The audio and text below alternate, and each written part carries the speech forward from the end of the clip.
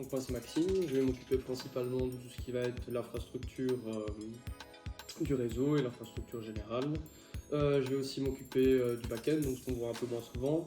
Et je vais surtout en support chez un peu tout le monde, donc si Divine a besoin d'être pour l'IA, etc. je peux bien. Donc Boxteris, en fait, c'est ce qu'on appelle un microcontrôleur, mais lui va avoir une particularité, donc c'est qu'en fait, il va embarquer une puce Nvidia, donc qui va nous permettre de faire de l'intelligence artificielle.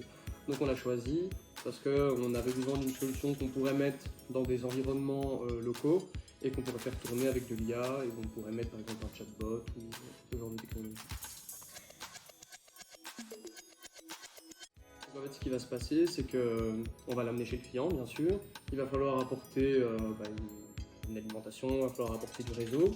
Et en fait, ce qui va se passer, c'est que nous, on va le configurer, on va voir un peu ce que le client veut, on peut mettre une IA, etc. On peut aussi mettre des systèmes de stockage de fichiers.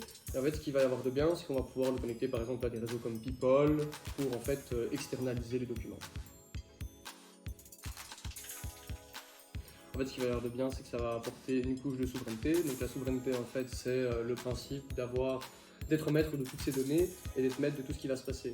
Donc ce qu'il y a de bien, c'est que, comme je l'ai dit, on va arriver et il va pouvoir donner de l'alimentation, il va pouvoir avoir les alimentations de secours, le réseau, etc. Il va être totalement maître de aussi qui va l'utiliser. Donc il n'y a pas tout le monde qui va pouvoir se connecter dessus.